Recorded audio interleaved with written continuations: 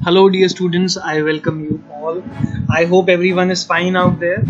So, let us start with the new chapter. As you can see in front of you, how the state governments work. किस तरीके से हमारी जो state है उसकी government काम करती है, तो उसके बारे में आज डिस्कशन होगा। सिविक्स का पहला चैप्टर आज लेंगे हम लोग, टर्म फर्स्ट का, chapter number 22, how do state governments work. So let's get started.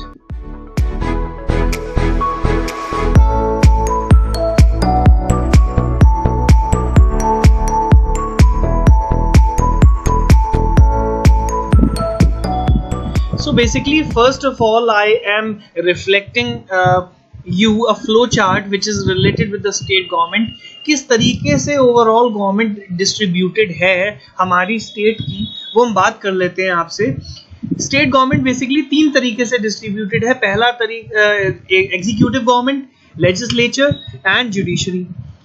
Executive में क्या क्या आ रहा है? गवर्नर, चीफ मिनिस्टर्स, उसके बाद काउंसिल मिनिस्टर्स भी फर्दर डिवाइडेड है तीन तरह में, तीन टाइप्स में, cabinet ministers, state ministers, deputy ministers. और अगर लेजिस्लेचर की बात करें तो विधानसभा और लेजिस्लेटिव असेंबली, स्पीकर होता है उसमें, deputy speaker, members of legislative assembly. और अगर सेकंड पार्ट की बात करें तो विधान परिषद और लेजिस्लेटिव काउंसिल, उसमें chairperson, deputy chairperson and members of legislative council. So this is all about your state government is basically divided. इस तरीके से डिवीजन हो रखा है। आगे हम लोग इस चैप्टर को डिटेल में पढ़ेंगे, किस तरीके से डिस्ट्रीब्यूशन है, क्या काम होते हैं इसमें, किस तरीके से हमारी गवर्नमेंट वर्क कर रही है। सो moving on to the next slide, which will be the topics for discussions. First topic that we'll discuss is the introduction for the chapter. Our country is governed at three levels: local, state, central levels. In this chapter we'll study about the working of the government at the state level. हम लोग इसमें खाली state level के बारे में बात करेंगे। Three level से खाली हम लोग जो बात करने वाले हैं, स्टेट, लोकल अगर डिवाइडेड है, स्टेट्स में डिवाइडेड है, सेंट्रल में डिवाइडेड है, तो हम लोग खाली स्टेट के बारे में बात करेंगे इस चैप्टर में। Our constitution describes India as a union of states. It has 28 states and 9 union territories which is now changed. So जैसा कि हम लोग सब जानते हैं कि 2019 में 29 स्टेट्स थी और 7 यूनियन टेरिटरीज थी। सो उसका चेंज होकर इस साल 28 स्टेट्स हो गई हैं, क्योंकि जम्मू एंड कश्मीर काउंट होने लगा है as a union territory. So union territories 8 हो गई हैं और आपका जो स्टेट्स हैं वो 28 हो गई हैं वापस। The legislature, executive and the judiciary which with clearly defined functions comprises the essential structure of the state government. तीन चीजें हैं जो स्टेट गवर्नमेंट को चलाती हैं, लेजिस्लेचर, एग्जीक्यूटिव और जुडिशरी। तीनों के अपने स्पेसिफाइड वर्क हैं। The focus of this chapter will be on the executive and the legislative branches of the government. हम लोग जुडिशरी पे फोकस ना करके एग्जीक्यूटिव और लेजिस्लेचर, जो बेसिकली स्टेट गवर्नमेंट को चलाते हैं।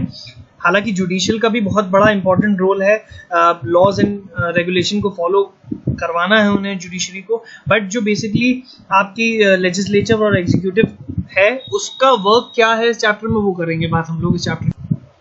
Let's discuss about the second topic that is going to be in this video, which is quasi-federalism in India. Let's read this. In the Indian Constitution details the extent to which a state government can exercise its power. एक extent है, एक limit set है state government की अपनी power को enhance करने के लिए। While the Constitution allows the states to manage their internal matters according to their requirements, अपने रिक्वायरमेंट के हिसाब से इंटरनल मैटर्स को फॉलो करा जा सकता है, अपने हिसाब से सॉल्व उसे करा जा सकता है। ये पूरी छूट है स्टेट गवर्नमेंट के पास। India is a unique in the respect as it supports the quasi-federal system of governance some of the features are, अब क्वासी फेडरलिज्म क्या है बेसिकली, उसके क्या क्या फीचर्स हैं उसके बारे में बात करते हैं।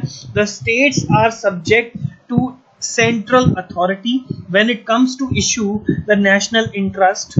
अगर कोई नेशन से रिलेटेड बात है, कोई भी उसका नेशनल इंटरेस्ट से रिलेटेड कोई बात है, फॉर एग्जाम्पल मतलब ऐसी कोई ट्रेड जो कि नेशनल इकोनॉमी को बढ़ाने में डील करती है, वो नेशनल इंटरेस्ट कहलाता है।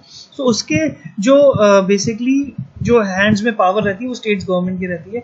They however have the autonomy to take decisions in matter of the local interest. No state has the power secede from the Indian Union. secede का मतलब होता है to withdraw from the political union. कोई भी ऐसी state नहीं है जो कि अपने रूल्स एंड रेगुलेशंस हटाकर अपनी पॉलिटिकली अलग हो जाए, तो ऐसा रूल किसी के पास नहीं है, ऐसी पावर किसी के पास नहीं। Similarly to central government, the state government also relies on three organs: the executive, the legislature, and the judiciary. I told you earlier. To help in running the government machinery, तो किस तरीके से government run करती है इसके बारे में आपको इंफॉर्मेशन दी जाएगी कल कमिंग वीडियो में। So thank you so much for watching the video.